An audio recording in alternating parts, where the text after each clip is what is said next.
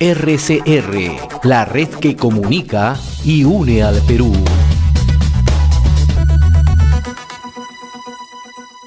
A esta hora vamos a establecer comunicación con el señor Fernando Rospigliosi, analista en temas políticos, en su momento ha sido ministro del Interior, y como siempre, nuestro reconocimiento y agradecimiento a nombre de RCR, Red de Comunicación Regional. Señor Rospigliosi, qué gusto saludarlo. Tenga usted buenos días. Buenos días, José. ¿Cómo está analizando este tema, el manejo de la cuarentena, los efectos económicos, los efectos políticos y lo que se ha generado en las últimas horas a propósito de las clínicas particulares, ¿no? Que deja ya todo una estela, ¿no?, de lo que se ha venido percibiendo, ¿no?, en los últimos meses, ¿no? No hay una estrategia, no hay un norte, ¿no? Pero también se busca mucho el efecto mediático, ¿no?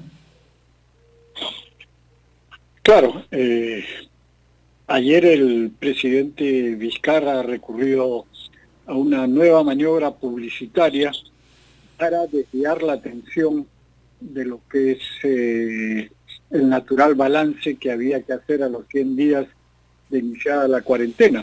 El resultado, como sabemos, y ya prácticamente todo el mundo lo admite, es un desastre total. El Perú va a la cabeza de los países que tienen la economía más perjudicada en el mundo entero. Es un triste honor que tenemos encabezar la lista. Según el Banco Mundial, el Producto Bruto del Perú va a caer 12% este año. Pero ese es un cálculo optimista, según los economistas peruanos, que calculan que va a caer entre 15 y 20%. Es decir, el peor desastre desde la guerra con Chile.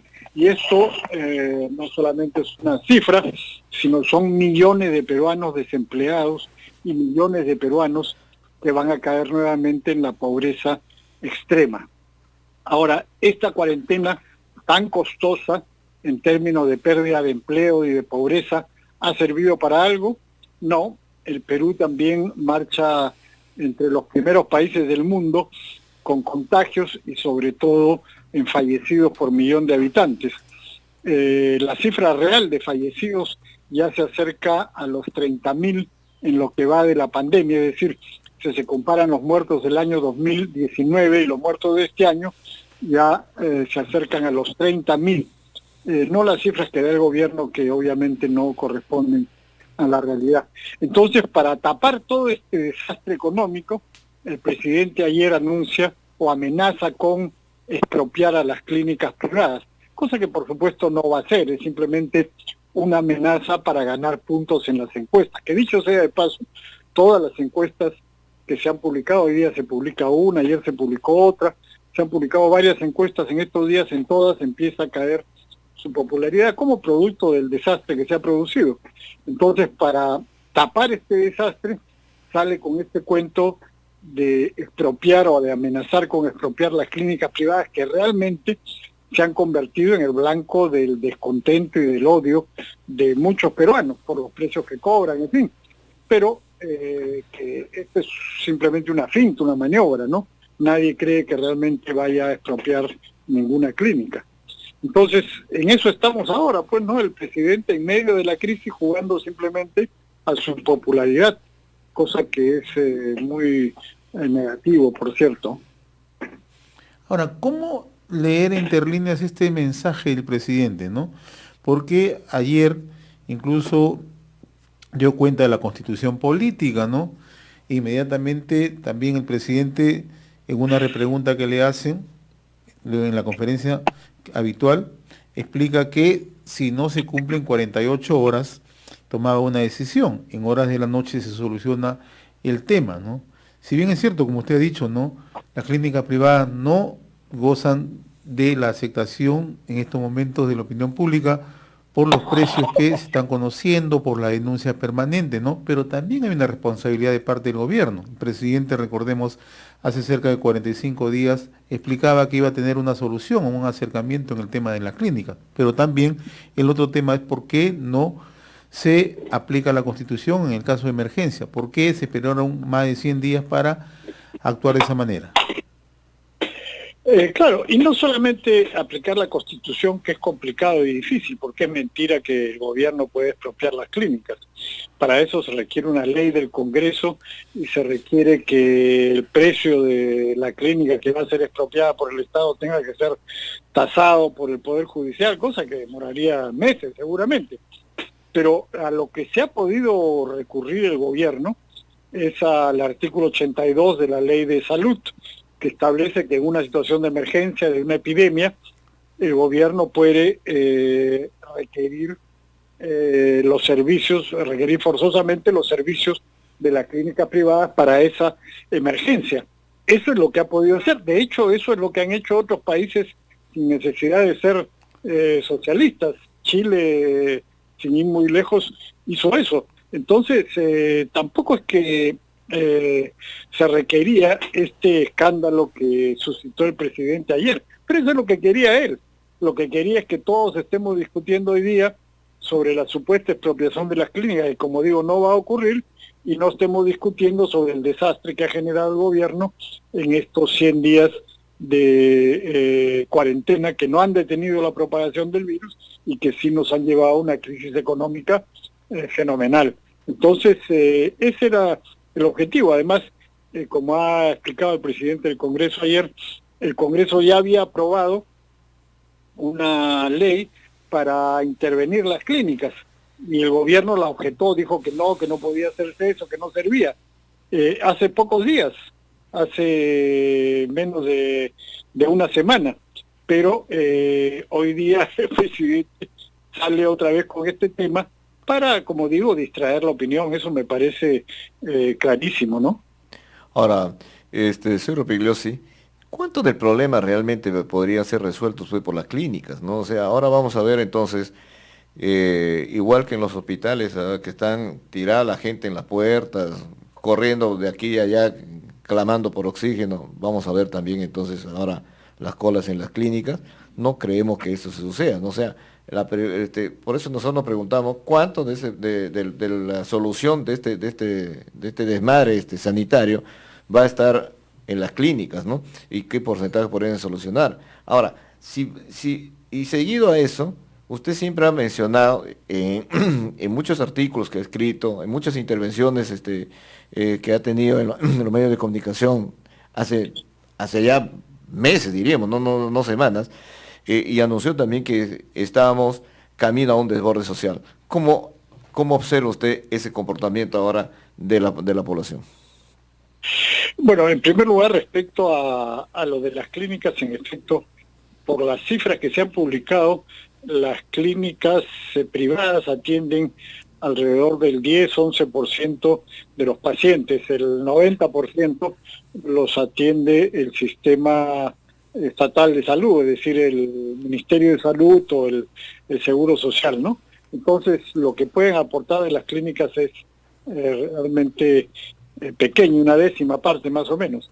Adicionalmente hay que señalar que según el acuerdo que al parecer han llegado en la madrugada con el gobierno, lo que ocurre es que los pacientes que van a un hospital estatal y no pueden ser atendidos son derivados a una clínica, y eso es lo que el Estado va a cubrir en cuanto a costos. Pero si cualquiera de nosotros se presenta a una clínica y ingresa como paciente privado, le van a cobrar la cifra que están cobrando las clínicas, que han sido publicadas en varios medios. Así que no se trata de ir a la clínica y decir el Estado paga, no. Es cuando el Estado deriva a un paciente hacia una clínica. Ahora, en lo que respecta al desborde social, eso yo creo que va a venir de todas maneras, y una de sus manifestaciones va a ser el aumento de la delincuencia. De hecho, desgraciadamente, ya tenemos un aumento de la delincuencia en los últimos meses, a pesar de la cuarentena, a pesar del toque de queda y a pesar de todas las cosas que se han venido haciendo, ¿no? Yo creo que el hecho de que millones de personas hayan quedado sin empleo y que millones de personas hayan caído en la pobreza extrema, desgraciadamente va a llevarnos a eso, ¿no? Van a haber conflictos, van a haber manifestaciones de descontento y va a haber delincuencia. Un poco que quizás que llama la atención, y eso siempre nos comentan algunos de nuestros oyentes, cuando se habla del borde social, dicen, pero ¿de qué de borde social nos hablan, no? Porque si la gente está, no, tranquila, está tratando de sobrellevar este tema en un nivel de manera, incluso utilizando la palabra de manera controlada, ¿no? O sea, no ha habido estos desmanes que se estaban diciendo. Y muchos de los defensores del gobierno también agarran estos argumentos para sostener que hay un alarmismo, ¿no? Que busca en todo caso generar inestabilidad. Entonces, frente a eso, ¿cómo entonces plantear esta situación?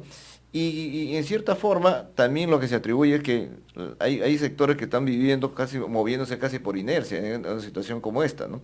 Y quizás no perciben mucho la gravedad del problema en el que estamos en este momento, ya sea en el plano sanitario como en el tema económico. Claro, no, eso va a venir de todas maneras. No, eso no es automático, no se produce inevitablemente de un día para otro, pero que va a venir en el futuro, no tengan ninguna duda que eso va a ocurrir, porque la situación que se ha generado es muy crítica, como estoy diciendo. Son millones de personas las que están sin empleo y millones de personas las que están en la pobreza extrema. Eso va a generar un aumento de los conflictos y un aumento de la delincuencia. Ahora, que eso todavía no se produzca, eso nunca nadie puede predecir en qué momento se va a producir una situación de esa naturaleza. Nadie. Hemos visto que han ocurrido explosiones en diversos países del mundo totalmente inesperadas, sin que nadie se imaginara que podían ocurrir. Y así como aparecen, también desaparecen. O sea, esa es la característica de una situación de esta naturaleza, ¿no? Ahora, que en este caso yo creo que podemos adelantar que va a existir, yo creo que sí, sin ninguna duda. Ahora, como también hay otra característica en el manejo que se está haciendo de esta situación, básicamente desde el punto de vista político, señor Pegliosi, porque en realidad vemos que todo está concentrado y todo se mueve en función a lo que sucede, como si todo sucediera solamente en Lima, y en otras zonas del país todo estaría normal, ¿no? Salvo que, bueno, las noticias que llegan sobre los problemas de los hospitales y los pacientes y todo ese tema, ¿no? Pero, por ejemplo, en un panorama nacional, nosotros cubrimos, obviamente, regiones y provincias, en contacto permanente con ellos. En el norte, por ejemplo, la Cámara de Comercio de Sullana hace unos días detalló, ¿no?, la forma como están, en qué situación están, por ejemplo, los pequeños y medianos productores allí, que están obligándose ya a vender sus tierras para poder sobrevivir a esta situación y convertirse en simples trabajadores de algunas otras plantas un poco más grandes que tienen posibilidades en este momento de seguir funcionando. En Cajamarca, el Colegio de Economistas hace pocos días, ¿no?, nos dio a conocer una evaluación que ellos se han hecho, ¿no?, y que en Cajamarca la pobreza iba a subir más o menos en 20 puntos, ¿no? O sea, se iba a disparar de casi 40% a 60%, ¿no? E igualmente en Arequipa nos hablan de un desempleo de 250.000 trabajadores que se han quedado en el aire, ¿no? Y con los problemas seculares que te trae, la paralización del aparato productivo y que se han disparado también los niveles de contagio allí. En Tacna lo que nos dicen es que la población también está sufriendo, los estragos son tremendos porque es una población básicamente que se dedica al comercio, han cerrado la frontera con Arica y ellos han tomado la decisión ya de salir y romper directamente la cuarentena para empezar a tener sus actividades económicas. En Cusco están prácticamente clamando por el tema de la ayuda, porque en realidad ya se dieron cuenta que el tema del turismo, que vive gran sector de esa población, evidentemente no tiene ninguna posibilidad de aquí de reactivarse, sabe Dios hasta cuándo. Entonces, todo ese es un panorama político, ¿no? Y es un panorama social que están viendo, y cómo así, por ejemplo, desde la capital, no hemos visto referirse a ese nivel de gravedad, ¿no? Claro, la situación en todo el país es crítica y en algunos lugares, como usted señala, por ejemplo, Cusco, típicamente que vive del turismo, bueno, pues ahí se van a arruinar muchísimas empresas y mucha gente se va a quedar sin trabajo. y eso no va a terminar ahora, eso tiene para rato todavía hasta que se reanude el turismo nacional e internacional. Entonces, y en otros lugares, en Arequipa, por ejemplo, según se informó ayer, nuevamente se ha impuesto una cuarentena estricta, cosa que me parece totalmente absurda, porque el virus se está propagando y es indetenible, no hay manera de impedir que el virus se propague, pero eso no tiene por qué arruinar a la economía también. Entonces imponen la cuarentena, sigue la gente saliendo a las calles, siguen habiendo aglomeraciones del virus, se sigue propagando, pero a la vez se arruina la economía. Y el hambre también mata, como se ha dicho mucho últimamente, el hambre mata. Cuando la gente no tiene que comer, cuando la gente está desnutrida, es más propensa no solamente a este virus, sino a muchas otras enfermedades que tienen efectos mortales. Entonces es absurdo seguir imponiendo cuarentenas estrictas, hay que mantener ciertas medidas de distanciamiento social, pero nada más que eso. Ahora, el asunto en las regiones, por cierto que varía de una región a otra, pero en general muchas regiones están siendo afectadas en efecto de una manera tremenda, y las posibilidades de recuperación son en muchos casos más lentas de lo que podría suceder en Lima o en otros sitios. Entonces yo creo que vamos a tener problemas muy, muy serios en el curso de los próximos meses. Ahora, yo quiero volver, señor Rospigliosi, al análisis que usted decía al inicio de la conversación, ¿no? En lo que resta del gobierno de Martín Vizcarra, tenemos que acostumbrarnos en el país a ese estilo confrontacional, ¿no? Y que ahora se añade el lenguaje intervencionista. ¿Eso va a ser la constante de este gobierno? Sí, ha sido desde el primer día, bueno, desde el 28 de julio del año 2018, cuando descubrió Vizcarra que lo más efectivo para levantar su popularidad era atacar a los que están desacreditados, a los que son odiados por la opinión pública. Eso para tapar lo que era, desde el comienzo, fue un mal gobierno, un gobierno que gestionaba muy mal las cosas, y para tapar eso empezó a atacar al Congreso, que era detestado y odiado por muchísima gente, y lo atacó durante meses y al final lo cerró. ¿Qué tenemos hoy día como consecuencia de la política de Vizcarra? Un Congreso peor que el anterior, mucho peor, que está haciendo barbaridad y media. Bueno, esa es la consecuencia de la política de Vizcarra, y ahora también con este ataque a las clínicas, que no va a resultar en nada positivo, porque como digo, no la van a expropiar, en fin, y así sucesivamente. Se pasa el tiempo ideando maquinaciones para subir su popularidad, pero no para resolver los problemas del país.